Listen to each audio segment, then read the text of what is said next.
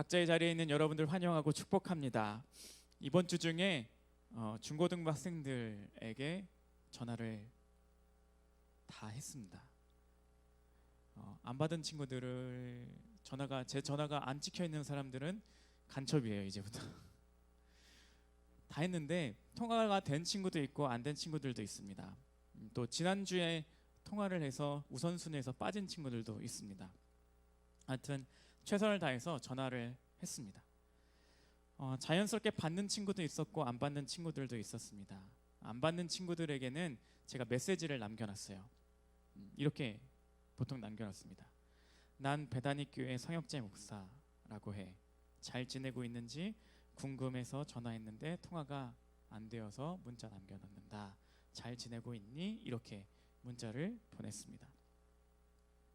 이렇게 전화를 안 받은 친구들에게 보낸 문자의 답문으로 보통 많이 오는 문자의 답은 네, 넵 요거였습니다. 심지어 이틀 지나서 온 애들도 있고요. 아직까지도 묵묵부답인 친구들도 있습니다.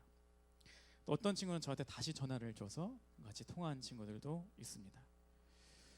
그 중에는 이런 문자도 있었습니다. 죄송해요, 모르는 번호라서 안 받았어요. 이런 문자도 있었습니다. 또 전화 받는 친구들의 패턴은 보통 이랬습니다. 여보세요? 누구누구 핸드폰이죠? 그러면 저에게 다시 묻는 겁니다. 누구세요? 그럼 저는 베다닉교회 성혁재 목사라고 합니다. 잘 지내고 계셔요? 이렇게 어색하게 막 얘기를 하면 그때부터 아이들이 경계의 목소리를 풀고 이야기를 하는데 친절의 목소리로 갑자기 바뀌면서 이야기를 합니다. 누구세요? 할 때만 해도 되게 막 경계하면서 누구세요? 근데 이렇게 전화하던 게 성혁재 목사야. 그러면 그 다음부터는 친절하게 목사님 안녕하세요. 이렇게 하는 패턴으로 바뀌었습니다. 그 전화 신방을 통해서 제가 깨달은 것이 있었습니다. 우리는 누구인지 모를 때는 경계하지만 누구인지 알고 이해하면 그 사람을 내가 알고 이해하는 대로 받아들이고 맞아야 하는 것을 대하게 된다는 것을 알게 되었습니다. 그러니까 예를 들면 내가 좋아하는 사람이면 내가 좋아하는 티가 팍팍 나게 그 사람을 대하고 싫어하는 사람이면 그 싫어하는 티가 팍팍 나게 사람을 대하는 것처럼 우리가 그 사람을 어떻게 생각하고 어떻게 이해하고 어떻게 생각하는지에 따라서 마음 먹었는지에 따라서 대하는 모습들이 완전히 달라지게 된다는 것을 알게 되었습니다. 이렇게 우리는 그 사람을 받아들이고 이해하는 게 참 중요합니다. 그 사람을 어떻게 생각하고 살아가는지가 참 중요합니다. 그만큼 그 사람을 내가 대하기 때문에 그렇습니다. 오늘 본문 말씀은 종려주일 때 많이 읽는 말씀이죠. 예수님께서 예루살렘에 입성하시는 그 장면에 대한 말씀입니다. 그런데 이 말씀 중에요 10절을 보게 되면 이런 말이 나옵니다. 이는 누구냐 하거늘. 막 사람들이 모여있는데 사람들이 모여있으니까 묻는 거예요. 도대체 저 사람이 누구냐? 누구냐라고 묻는 장면이 10절 오늘 읽은 본문 말씀에 나옵니다. 왜 이 누구냐라고 하는 질문이 나왔을까 보게 되면 예수님이 누구인지 모르는 군중이 있거나 수많은 인파들이 몰리니까 궁금하게 되는 것 때문에 이렇게 묻는 질문이 나오는 거죠. 예전에 아기학교 선생님들과 을왕리라는 곳에 간 적이 있습니다. 차를 타고 막 가는데 저기 한 팀이 한 무리가 막 있는 거예요. 보니까 드라마 촬영을 그 을왕리로 온 겁니다. 자, 자연스럽게 수많은 사람들이 어떻게 행동을 했냐면 스캔을 하는 거죠. 도대체 저 드라마 찍는 팀에는 어떤 배우가 나오는가 스캔을 그 짧은 시간 내에 다 했습니다. 저 같은 경우는 여자 연예인이 누군지를 다 스캔을 했죠. 제 아내보다는 이쁘지 않더라고요. 제가 이 말을 하는 이유는 여러분들 상상에 맡기도록 하겠습니다. 아멘 감사합니다. 그래서 빨리 검색하고 알아봤습니다. 이 드라마가 아침 드라마고 이 드라마에는 어떤 주연이 나오고 이런 것들을 다 검색해서 알아보기 시작을 했습니다. 예루살렘 시대에 그 지금 이 본문에 나오는 예루살렘에서의 모습이 이와 같았을 거라고요. 수많은 사람들이 몰려 있으니까 사람들이 수군수군 대면서 도대체 누구냐? 라고 묻고 있는 장면이 오늘날 그 본문 그 상황과 똑같다라는 거죠. 도대체 저 모여 있는 사람들 가운데 누구냐?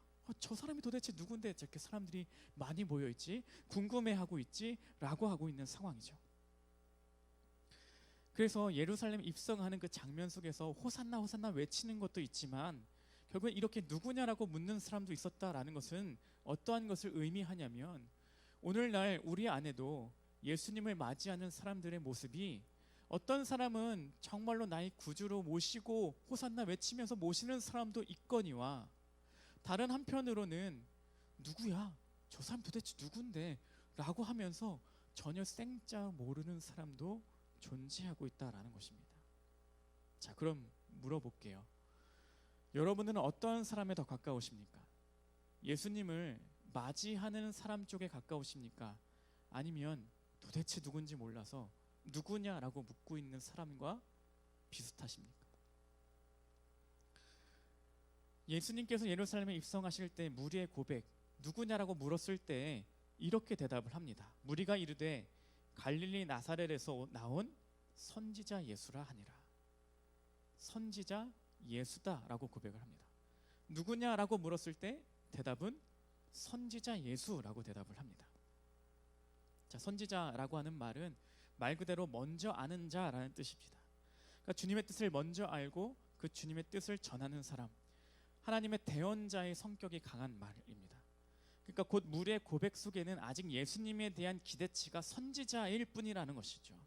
곧 먼저 하나님의 말씀을 알아서 그냥 우리를 이끌어줄 사람, 리더해줄 사람이라는 의미가 더 강한 말입니다. 왜 그럴까?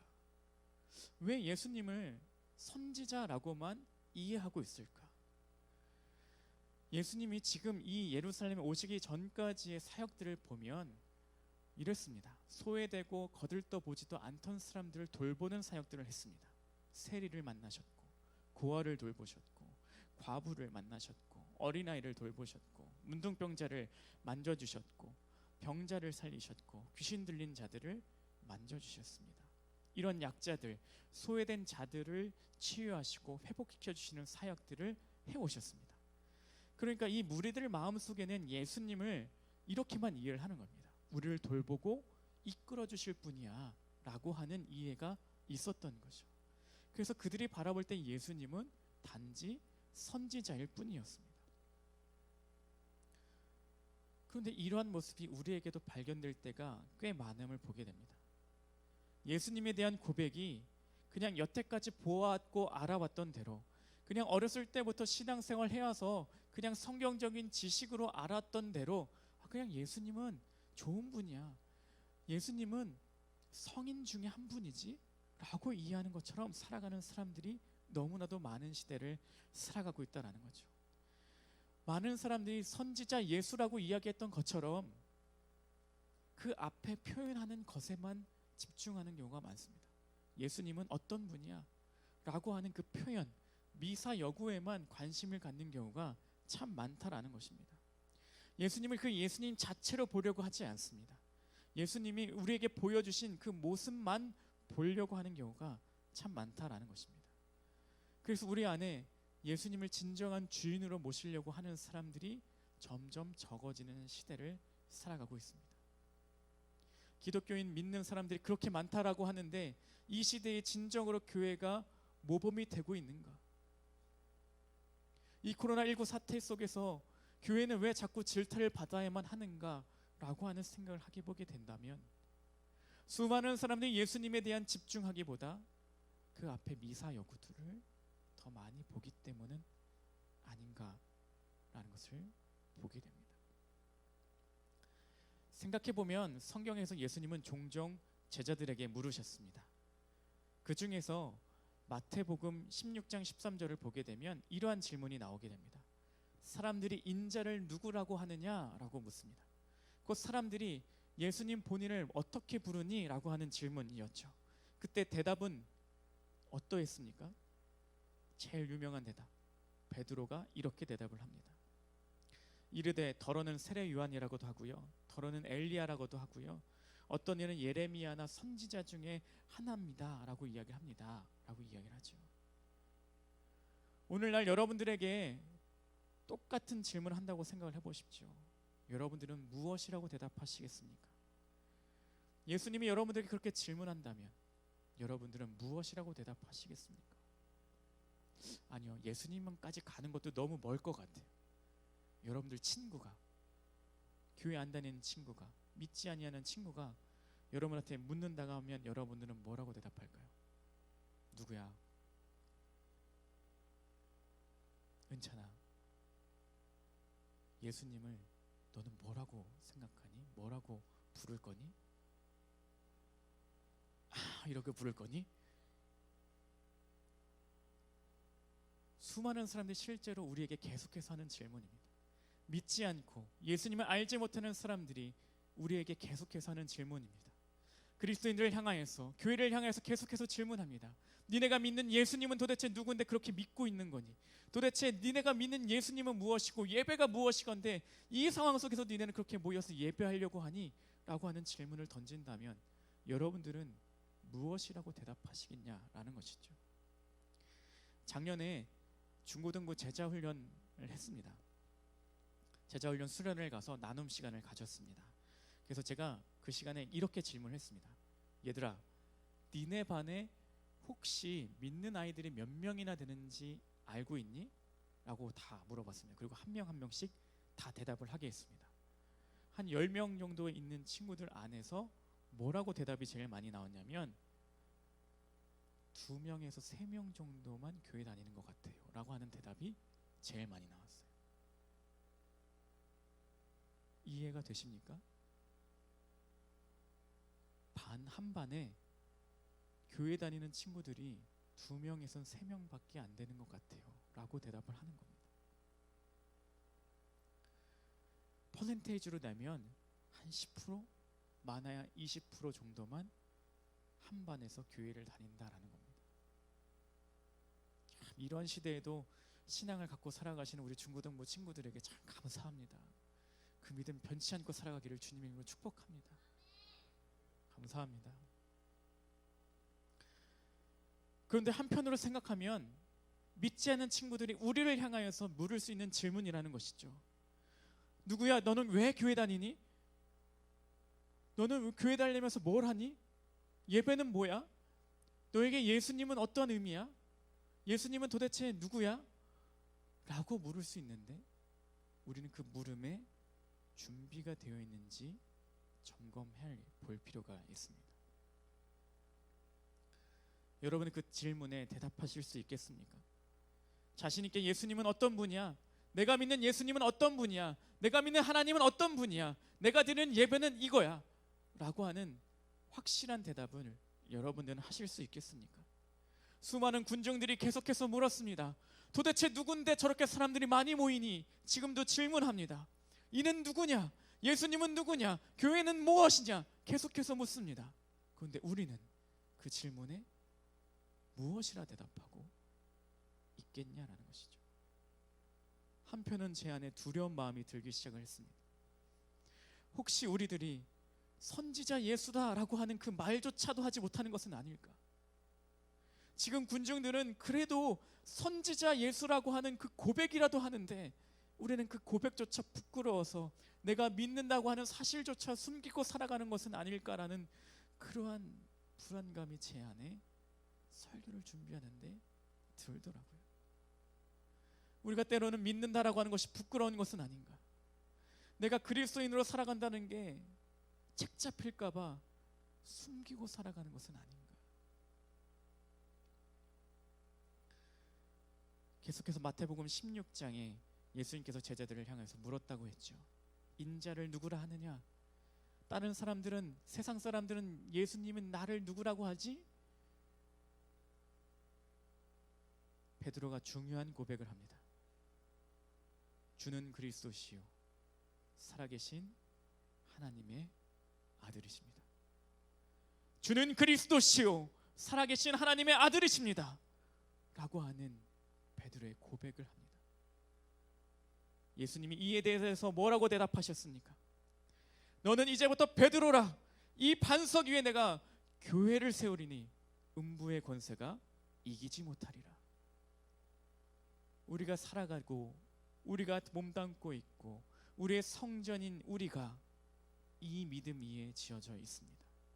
주는 그리스도시요 살아계신 하나님의 아들이십니다라고 하는 이 고백 위에 우리가 서 있고 우리 베다니 교회가 서 있는 것입니다. 그리스도라고 하는 이 말은 히브리어 메시아라고 하는 히브리어의 그리스도의 번역어입니다. 그래서 구원자라는 뜻을 가지고 있습니다.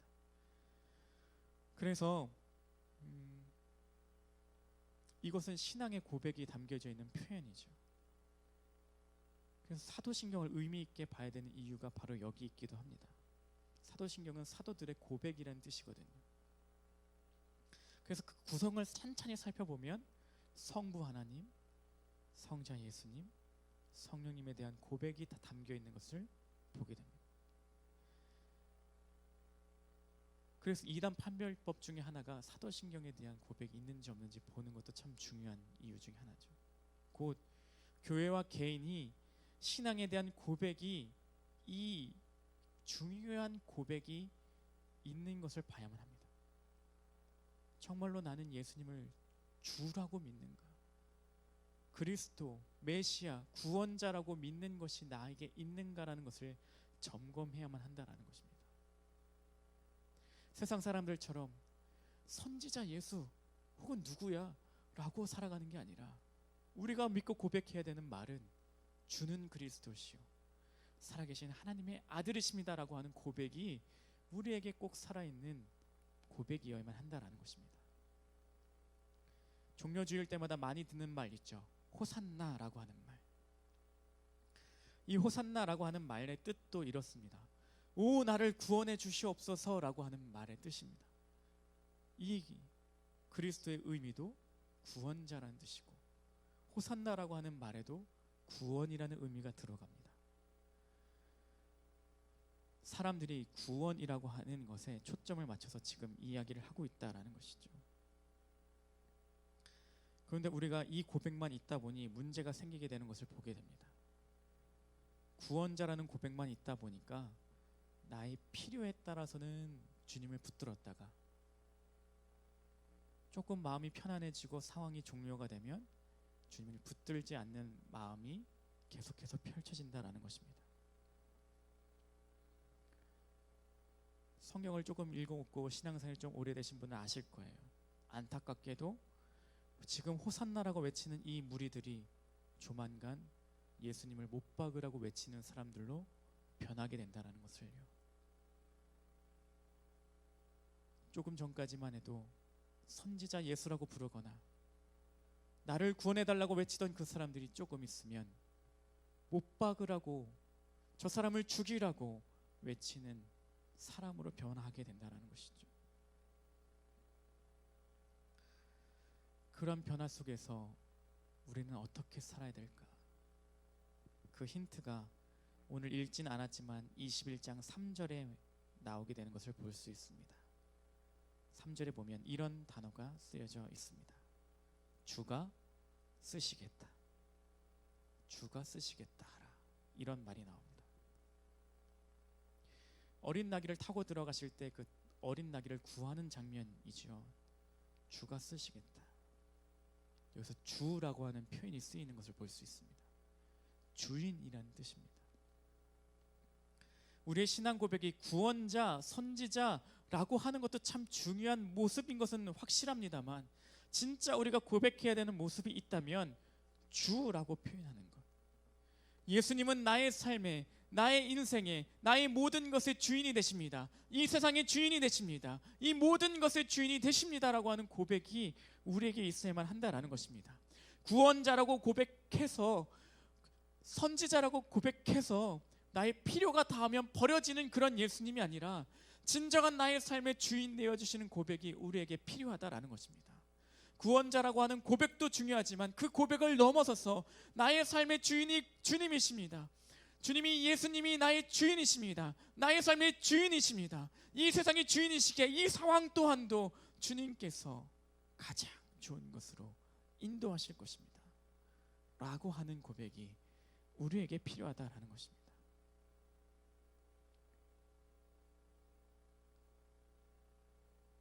그렇기에 우리는 그분의 말씀을 듣고 그 말씀대로 살려고 노력해야만 합니다.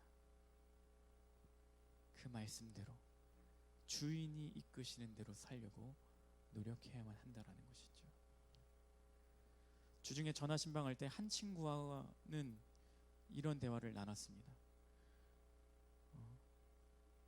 이 상황이 참 이게 어떻게 보면 모르겠는데 주님께서 가장 좋은 것을 해주실 거라 믿고 더 가까이 가려고 노력하고 있어요 라고 하는 친구가 있었습니다.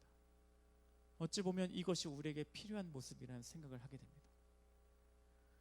지금 이렇게 모이는 것을 하지는 못하지만 모이지 못하기에 원래 교회에서 늘 했던 대로 모여서 예배하고 또 흩어져서 교회로서의 삶을 살아냈던 것처럼, 모여서 예배하고 흩어져서 그리스도인의 삶을 살아냈던 것처럼 지금 여러분들의 자리에서 예배자로 서고 그리스도인으로서 살아내는 것, 그것이 중요한 시대를 지금 우리는 살아가고 있다라는 것입니다.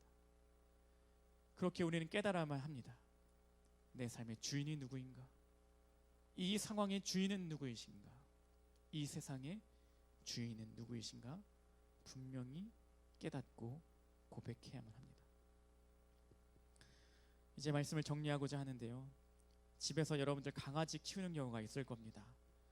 강아지 키우는 분은 아시겠지만 강아지가 본능적으로 서열을 정한다고 하더라고요. 그래서 가족이 한 4명 있으면 딱 봐가지고 자기보다 약한 사람이 있을 것 같으면 자기가 그 사람보다 서열이 높다라고 생각한대요. 그래서 조그만 갓난아기들이 있으면 나는 쟤보다 높아 해가지고 만약 걔가 서열 4위면 내가 4위야 라고 생각하고 걔를 5위라고 생각한대요. 그래서 어떤 형태를 보이냐면 3번으로 충성하는 사람하고 있다 보면 3번한테 막 뿌리치고 막 놀다가 갑자기 3번보다 높다고 생각하는 2번 충성하는 사람이 딱 나타나면 그 사람한테 가가지고 3번은 뭐 나 몰라라 하고 2번한테 가서 막 달려들어서 꼬리치고 막 한대요.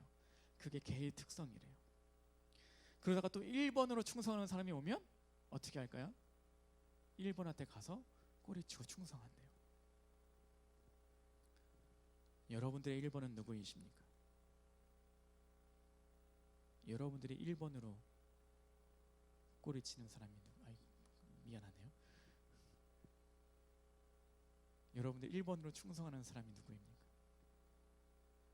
여러분들이 1번으로 달려가서 안기고 재롱 피우고 애교 피우는 것이 누구입니까? 이 세상입니까? 돈입니까? 건강입니까? 아니면 여러분들이 그토록 원하는 대학입니까? 여러분들이 그토록 좋아하는 친구들입니까? 여러분들이 충성해야 되는 1번은 예수 그리스도입니다.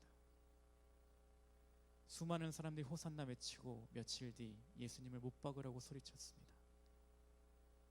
그런 사람이 되지 않기를 바랍니다. 예수님을 여러분들은 무엇이라고 고백하시겠습니까? 예수님은 나의 1번 주인이십니다. 예수는 그리스도시요 살아계신 하나님의 아들이십니다. 이 고백이 우리에게 있기를 주님의 이름으로 축복합니다.